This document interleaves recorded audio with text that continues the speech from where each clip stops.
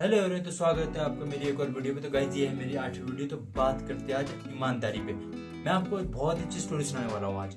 आपने ध्यान से सुना, वीडियो को एंड तक देखना ताकि आपको पता चले कि जिंदगी क्या चीज है। और चैनल को सब्सक्राइब कर देना। शुरुआत करते हैं बिना किसी अरे परे की बातों से।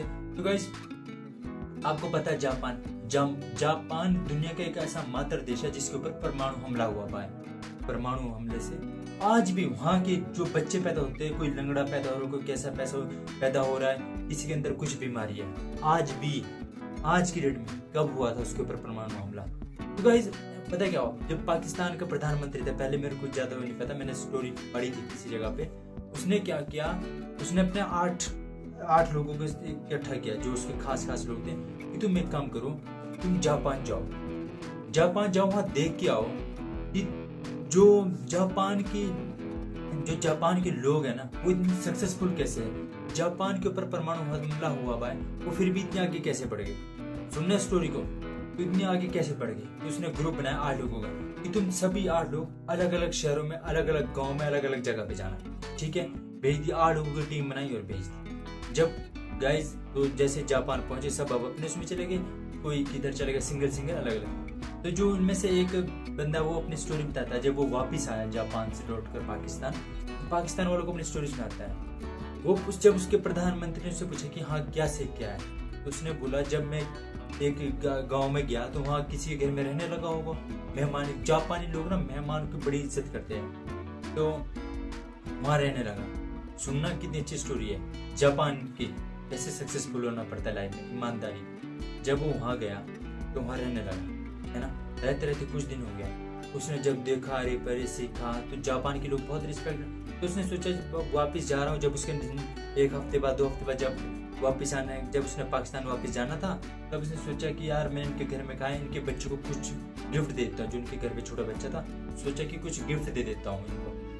तो उसके दिमाग, वो बाजार गया, तो उसने बड़ी प्यारा सा ना कैमरा खरीद लिया वहां से। जापान की एक, अगर बाहर के लोग, मेहमान लोग आते हैं तो उनको 30% डिस्काउंट मिलता है। तो उसने वहां से प्यारा सा कैमरा खरीदा, तो चला गया, तो गिफ्ट कर दिया। जापानी लोग होते हैं, वो हो गए, मेहमान की रिस्पेक्ट इतनी करते हैं ना, इज्जत करते हैं, वो हो गए नाराज कि आप तो हमारी मेहमान नवाजी का बदला दे रहे हैं, आप तो हमारी बेइज्जती कर रहे हैं। बोले नहीं, ये मैं अपनी ओर से दे रहा हूँ। फिर उसने जापानी ने पूछा कि तुम अपना बिल जो आपने खरीदा, मेरे को बिल दे दो। बोलो बिल का क्या करे, बोलो कि आप दे दो। बिल का क्या करना, बोलो कि आप दे दो, मेरे को बिल की जरूरत है, आप दे दो।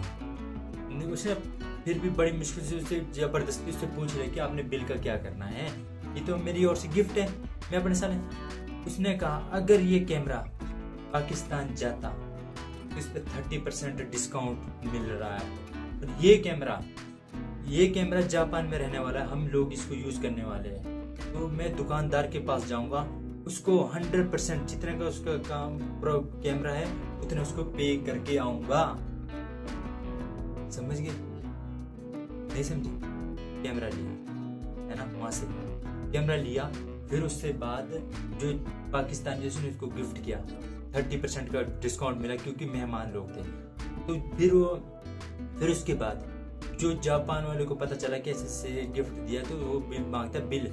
फिर पूछता है कि बिल क्यों, जबरदस्ती कि बिल की क्या जरूरत है। तो फिर वो दोबारा जाता है कैमरा वाली शॉप पे, उसको जो 30% डिस्काउंट था उसको कट करवा के 100% पूरे पैसे चार्ज करके आए।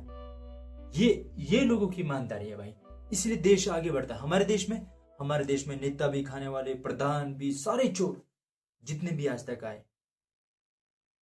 इंडिया और चाइना 1992 में साथ थे भाई। 1992 में सात कंपनी, जितना इंडिया की डेवलपमेंट थी उतनी चाइना की थी। आज चाइना हमारे से 50 साल आगे निकल चुका है। क्यों? क्योंकि देश के जो बड़े बड़े नेता है सारे चोर निकले, देश की जनता चोर है, बड़े बड़े नेता चोर है। कोई अंधभक्त बना हुआ है इनके पीछे, कोई कैसा बना हुआ, कोई सोचता ही नहीं है भाई। हमारे यहाँ तो कोई अगर गांव का प्रधान ही बन जाए, वो भी 7 पीढ़ी उसके बैठ के खाती है। बराक ओबामा जब अमेरिका का राष्ट्रपति हुआ करता था ना, बराक ओबामा, उससे बाद जब उसकी जॉब, जब राष्ट्रपति का इलेक्शन हार गया, उससे बाद उसने किसी बैंक में जॉब कर दी। 25,000 समथिंग डॉलर के आसपास जॉब की भी थी। हमारे यहाँ अगर एक बार इंसान प्रधानमंत्री या गांव का मेंबर बन गया, 7 पुश्ते बैठ के खाएगी, पेंशन मिलती रहेगी। एक बार विधायक का कि एमएलए का वो जीत लो, पेंशन मिलती रहेगी जब तक जिंदा है। हैं। स्कूल का टीचर 80-90 हज़ार ऐसे ले रहा, रिटायरमेंट में 50,000 रुपये पेंशन खाता है बैठ के। गलत बात नहीं, सिर्फ आर्मी के अलावा किसी को पेंशन नहीं मिलनी चाहिए, क्योंकि देश के बॉर्डर पे है आदमी। बाकी यार आम लोगों को पेंशन पेंशन, देश इसी में डूब गया है, सत्यानाश करवा दिया अपने देश का। अगर वीडियो अच्छी लगी तो चैनल को सब्सक्राइब कर देना, वीडियो को शेयर कर देना। ठीक है, बाय गाइस, टेक केयर।